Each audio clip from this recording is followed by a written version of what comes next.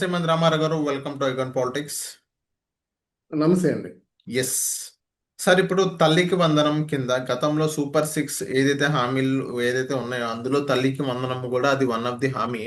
So గతంలో కూడా ఆ, వాళ్ళ ఎలక్షన్ ముందు ప్రచారానికి ప్రచారం జరిపేటప్పుడు నీకు 15,000 అని చెప్పిన వీళ్ళందరూ ఈ కూటమి నాయకులు ఇప్పుడు తల్లికి వందనం ఎట్టకేలకి వేశారు. కానీ కొన్ని టర్మ్స్ అండ్ కండిషన్స్ ఉన్నాయి. ఎలా అంటే ఇప్పుడు తల్లికి వందనం కింద కేవలం 13,000 రూపాయలే వేశారు. మిగతా 2,000 అయితే ఏదైతే ఉందో అది మెయింటెనెన్స్ కింద కట్ చేయడం జరిగింది.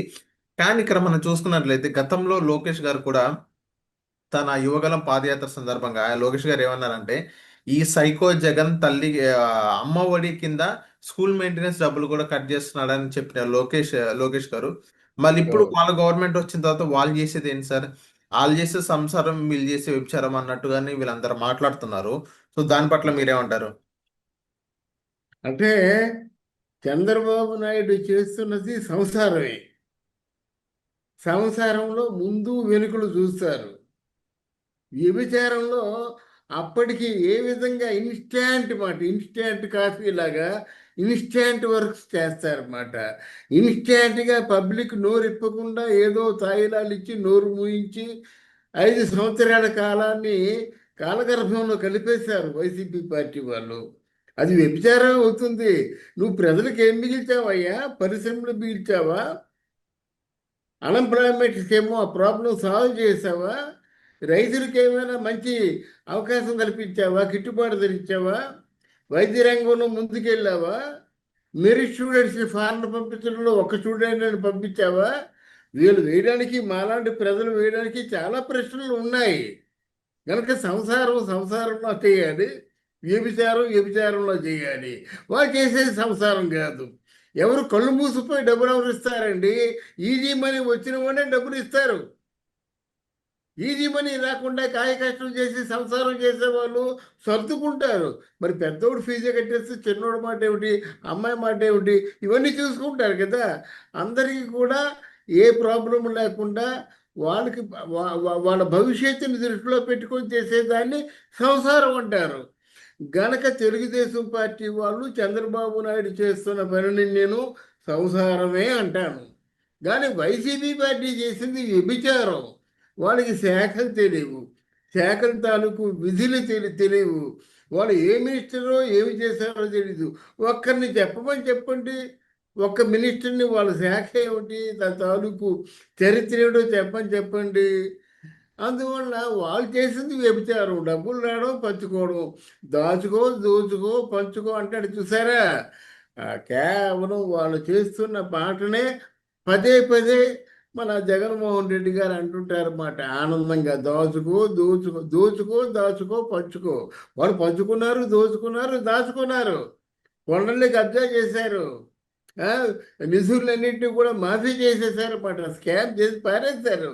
అంగులు భూమి మిగల్చకుండా చేశారు. కనుక ఈరోజు పత్తిత్తు కబుర్లు ఆడితే ఎవరు వింటారండి? ఎవరు వినరు. ప్రజలు తెలుసు.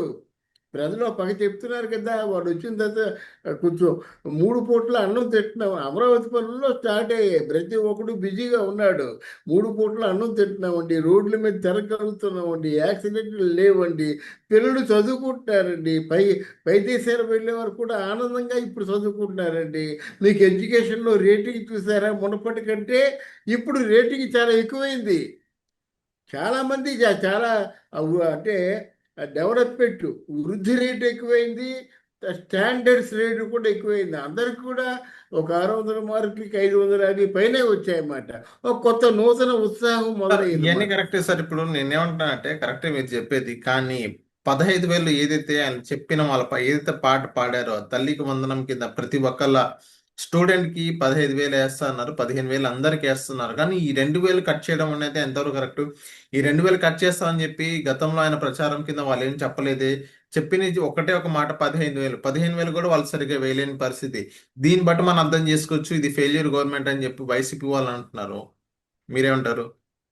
అవునండి, వాళ్ళు చెప్పింది కరెక్టేనండి. మేనిఫెస్టోలో 1,90,000 చెప్పారండి వైసీపీ పార్టీ వాళ్ళు. ఆ 1,90,000 చేశారా వీళ్ళు? నవరత్నాలు అన్నారండి. నవరత్నాలు ప్రజలందరికీ అందుబాటులో ఉండేలా చేశారా వాళ్ళు? మరి వాళ్ళు పూర్తిగా గవర్నమెంట్లో ఉన్న డబ్బులన్నీ దుర్వినియోగం చేసేసి ఏం చేయకుండా ప్రజలకు ఏ భవిష్యత్తు కనిపించకుండా ప్రజా మనుగడకే ప్రశ్నార్థకంగా నిలిచిపోయి వాళ్ళు తప్పుకున్నారే. అది ఆలోచించుకోవాలి కదా. 13,000కి 15,000కి 13,000 ఇస్తున్నారు, కరెక్టే కదా. నన్ను అడిగితే ఈ పథకాలే తప్పంటానండి. కాయకష్టం చేసి బ్రతికే విధానాన్ని అలవాటు చేయాలి. పథకాలు ఎందుకంటే మీరు వాళ్ళని సర్వే వాళ్ళు పూర్తిగా పోషించలేకపోతున్నారు, వాళ్ళు సస్టైన్ కాలేకపోతున్నారు. వాళ్ళకి ఏంటంటే they are in need of money. ఏదో విధంగా డబ్బులు ఉంటే ఆ డబ్బులతో ఏదో ఒక విధంగా కాలం గడుపుకుందామని ప్రయత్నం చేయడం వల్ల మీరు డబ్బు ఇస్తున్నారు. వాళ్ళకి పనులు ఉన్నట్లయితే మీ డబ్బులు ఎవరికి కావాలి? మీ డబ్బులు ఆశిస్తారా? అంతకుముందు డబ్బులు ఇచ్చే పోషించారా రాజకీయ నాయకులు అందరూ? డబ్బులు అనేది ప్రాతిపదిక కాదు. పరిశ్రమలు వచ్చాయా లేవా? ఉద్యోగావకాశాలు ఉన్నాయా లేవా? రైతు బాగుపడుతున్నాడా? ఏమిటి, రైతు పూర్తిగా క్రాప్ హాలిడే పెట్టాడా? ఇట్లాంటి కొన్ని ప్రశ్నలు వేసుకొని ఆ ప్రశ్నలకు సమాధానం రాబట్టుకుంటే బాగుంటుంది. కానీ మేము 15,000 ఇచ్చాము, మీరు 13,000 ఇచ్చారంటే మీరు 15,000 ఎంతమందికి ఇచ్చారు లిస్టు చూపించండి.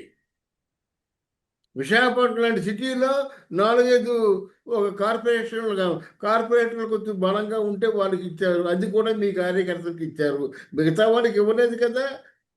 అప్పుడు నేనే చెప్పాను స్పష్టంగా, బాబు మీకు ఈ డబ్బు అందించే మాకు అందలేదండి. ఎవరికి అందింది? వాళ్ళ తాలూకు కార్యకర్తలు, ఆ కార్పొరేటర్ స్ట్రాంగ్గా ఉంటే ఆ నియోజకవర్గం ఆ కార్పొరేషన్లో ఉన్న ప్రజలు కొంతమంది తీసుకున్నారు. ఎవరు నిజాయితీగా పనిచేయలేదు కదా. అప్పుడు నిజాయితీగా పనిచేస్తే 11 మందికే ఎందుకు స్వస్తి చెప్తారు? వాళ్ళు నిజాయితీగా పనిచేయక, వాళ్ళు చిత్తశుద్ధి లేక, వాళ్ళ తాలూకు పరిపాలనలో పూర్తిగా భ్రష్టత్వం పట్టేసి వీళ్ళు ఎంపీ చేసుకున్నారు. వీళ్ళు చేస్తున్నారు, చేస్తున్నారు కదా. మీకు రాగానే అడుగు పెట్టగానే ఈ 4,000లోనూ 3,250 రూపాయలు మొదటి సంవత్సరం, రెండో సంవత్సరంలో 3,500, ఈ కాకమ్మ కబుర్లు చెప్పలేదు కదా. బ్యాలెన్స్ డబ్బులు ఇచ్చేశారు, చెప్పని చేశారు. మీరు చేశారా? దివ్యాంగులకేమో 7,000 చేశారు, మీరు చేశారా? అలా చెప్పారు. రోడ్లన్నీ మరమ్మతులు చేసి రోడ్లన్నీ బాగు చేస్తా ఉన్నారు, మీరు చేశారా? మీరు గోతులు చేసి పెట్టేది ఆ గోతులు పూడ్చారు. మీరు ఒక పరిశ్రమ అనే మాటైనా మీకు వచ్చిందా? డిఎస్సి మెగా డిఎస్సి అంటే జగన్మోహన్ రెడ్డి గారి చెరువులే అంది మెగా డిఎస్సి కాదు, దగా డిఎస్సి అని. మీరు ఏం చేశారు కనుక మీరు మాట్లాడుతున్నారు? మీరు మాట్లాడే నైతికమైన అర్హత ఉందా అని సూటిగా ప్రశ్నిస్తున్నానండి. ఏదో జగన్మోహన్ రెడ్డి చెప్పబట్టి అంబటి రాంబాబు పేరు నాని వీరందరూ పేటరేగిపోతున్నారు. కానీ ఈ ప్రశ్నలు ఎంతకాలం ఉంటాయో నేను చూస్తాను. ఈ ప్రశ్నలు మీ నిజాయితీగా ఉన్నప్పుడు ప్రశ్నించవచ్చు. ఇప్పుడు అలా కాకుండా మొత్తం ఓవరాల్గా సొసైటీలో ఎక్కడ డిసీజ్ ఉందో దానికి మందులు వేసుకుంటూ వెళ్తారు. డిసీజ్ లేకుండా మందులు ఏమిటి? మీ హయాంలో కోటీశ్వరుడికి తెల్ల కార్డు ఇచ్చారు, దాన్ని ఇప్పుడు ఏరు పారేస్తున్నారు. మీ హయాంలో బాగా డబ్బున్నోడికేమో ఒక 100 ఎకరాలు 50 ఎకరాలు పొలం ఉన్నోడికి ఏంటంటే రాయితీలు ఇచ్చారు, ఇప్పుడు తీసి పారేస్తున్నారు. 100 ఎకరాలు ఉన్నోడికి సహకారం ఎందుకండి? ఎకరం 4 కోట్లు అయింది. 4 కోట్ల రూపాయలు వాల్యూ చేసే భూములు పెట్టుకుని వాడు రైతుకి ఇచ్చేటువంటి రాయితీలు పొందొచ్చా? అంటే రిపేర్లు చేయొద్దా? కళ్ళు మూసుకొని మీరు పరిపాలన చేస్తారా? అసలు మీరు పరిపాలనలో దృష్టి పెట్టింది ఎప్పుడు కనుక? మీరు పరిపాలన గురించి మాట్లాడే నైతికమైన అర్హత మీకేముంది? ఏ మంత్రిగా ఈ అంబటి రాంబాబుకి తన శాఖ గురించి తెలుసా? కొడాలి నాని తన శాఖ గురించి తెలుసా? రోజాకి తన శాఖ గురించి తెలుసా? Tourism and cultural minister, sports authority ఏం చేసింది కనుక? 100 కోట్లు స్కామ్ చేసింది. తిరుపతి పరిసర వారం వెళ్ళిపోయి ఏదో టికెట్లు అమ్ముకుంది ఏదో అంటారు, అది తీసి పక్కన పెడదాం. ఆ శాఖ గురించి ఏమి తెలుసు? పవిత్రమైన పుణ్యస్థలాలు, ఆ స్థల ప్రాశస్త్యం గురించి ఏమి తెలుసు? ఏమి చేసింది? ఒక 100 కోట్లు ఖర్చు పెట్టిందా ఓవరాల్గా పుణ్యభూమి అయినటువంటి ఆంధ్రప్రదేశ్లో? వీళ్ళు మాట్లాడతారా? మాట్లాడే అర్హత ఉందా? ఒక 2,000 రూపాయలు వారు సర్దుబాటు చేసుకుంటారండి. మీరు అంతకుముందు ఇచ్చిన వాళ్ళందరికీ కూడా ఇప్పుడు రేషన్లు ఇచ్చి, ఎలా కోటీశ్వరులకి మీరు రేషన్ ఇచ్చారు, కోటీశ్వరులు మీరు ఇల్లు ఇచ్చారు, అలా చేయమంటే ఎలాగ అవుద్ది? అలా చేయొద్దనే కదా మీకు చెప్తున్నాం. ప్రజలు ఎవడు పేదరికంలో ఉన్నాడో, ఎవడు బాధలతో మగ్గిపోతున్నాడో వాడికి ఒక సెంటు స్థలం ఇచ్చి ఇల్లు కట్టుకొని ఏర్పాటు చేయండి. ఎవరికైనా ఓ సెంటు స్థలం ఉంటే వాళ్ళకి ఇల్లు కట్టుకునేందుకు సహాయం చేయండి అని మనం ప్రజలే అడుగుతున్నాం.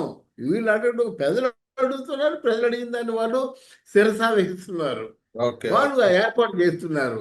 అంతేగాని మీరు చెప్పారు, మీ ఇలాగ ఇచ్చారంటే ఆ కోడిగుడ్డు ఇటుకలు ఏరవలసిన అవసరం లేదు. ప్రజలు ఎవరు బాధపడటం లేదు. ప్రజలకు కావాల్సింది సంక్షేమం. ఆ సంక్షేమం దిశగా కూటమి ప్రభుత్వం పరుగులు తీస్తుంది. మీరెందుకు మాట్లాడతారు మధ్యలో? బాగా ఏదో అన్నట్టుగాను సామెతలు ఎందుకు గానండి, ఆ చక్కగా సజావుగా పరిపాలన సాగిస్తుంటే దాంట్లో అడ్డుగోలుగా పుల్లలేని దేనికి? అందువల్ల ఈ ఓకే అంబటి రాంబాబు కాదు, ఎవరైనా ఈ మాటలు మాట్లాడారంటే కేవలం ఒక కలివిడి పాలనలో విషపు చుక్క రాల్చినట్టు అవుతుంది కానీ ద్రోహమే, దేశ ద్రోహమే అవుతుంది కానీ ఈ నిజాయితీ కాదు. కమాట రండి మీరు, నిజంగా నిజాయితీ ఉన్నట్టయితే వెళ్ళిపోండి గవర్నమెంట్తో. రండి, ఎంతమంది బాధపడుతున్నారు చూపిస్తున్నాం. రండి, ఎంతమందికి అందాయో అందలేదు చూపిస్తాం. చూపించమని చెప్పండి, సమాజాన్ని సంస్కరించమని చెప్పండి. అంతే కదా. ఓ మంచి గురించి పరిశ్రమ అన్న కమన్ రా తీసురా అని చేతులు కలిపి పోరాటం చేయమని చెప్పండి. రాజకీయ నాయకులు అంటే కేవలం ఆ ఎన్నికల సమయంలోనే ప్రత్యర్థులుగా ఉంటారు. మిగతా సమయంలో చెయ్యి చెయ్యి కలుపుకొని పోరాటం సాగిస్తారు ప్రజా సంక్షేమం కోసం.